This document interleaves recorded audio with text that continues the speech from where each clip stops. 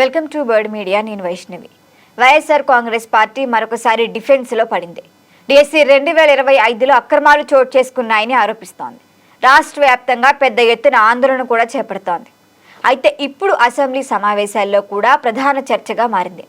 శాసనసభకి 11 మంది ఎమ్మెల్యేలు హాజరు కావటం లేదు వైఎస్ఆర్ కాంగ్రెస్ పార్టీ నుంచి. మరి మండలికి మాత్రం ఎమ్మెల్సీలు హాజరై డిఎస్సి 2025పై చర్చించండి అని కోరుతూ వాయిదా తీర్మానం ఇచ్చారు. అయితే శాసనసభలో మంత్రి లోకేష్ పదే పదే సవాల్ చేశారు. గతంలోనూ జగన్మోహన్ రెడ్డికి చెప్పానని ఇప్పుడు కూడా నేను 4వ సారి సవాల్ చేస్తున్నా. డిఎస్సిపై ఏమైనా విమర్శలున్నా ఏమైనా అనుమానాలున్నా బహిర్గతంగా మాట్లాడడానికి నేను రెడీ, మీరు కావాలంటే రండి అంటూ లోకేష్ మరొకసారి జగన్ ఆహ్వానించారు. పక్కనే ఉన్న మండలికి వచ్చి శాసనసభకు జగన్ రాకపోవడం ఏంటనే అంశంపై కూడా చిత్తశుద్ధి ఉంటే సభకొచ్చి తన్ను ప్రశ్నించాలి అంటూ లోకేష్ సవాల్ చేసిన విషయం కూడా తెలిసిందే.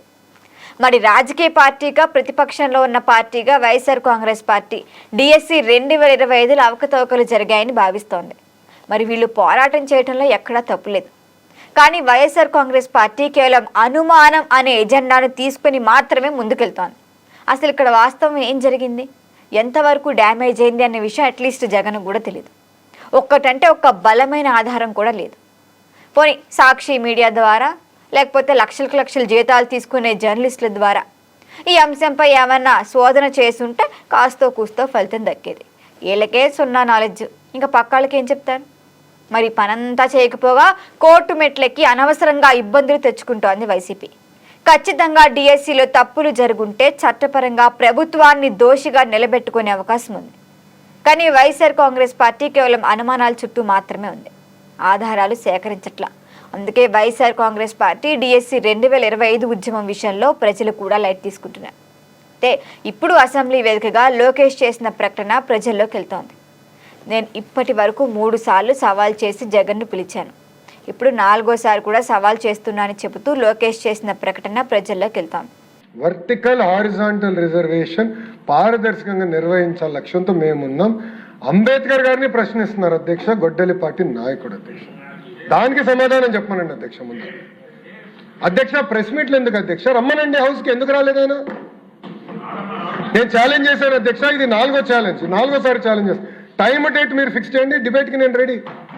I'm ready in the house, out side the house I'm ready. నేనేం పారిపోట్లా, మీలాగా నా పైన సిబిఐ కేసులు లేదు, మీలాగా నేను బెయిల్ పైన లేను.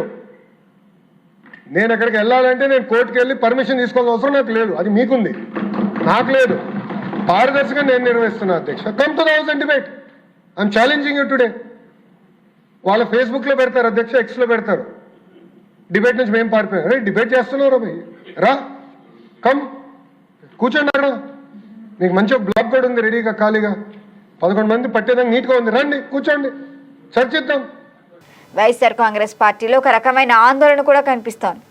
పోనీ లోకేష్ చేసిన సవాల్కు జగన్మోహన్ రెడ్డి కాకపోయినా ఆ మిగతా ఉన్న 11 మంది ఎమ్మెల్యేలను స్వీకరించి మాట్లాడితే బాగుండేది.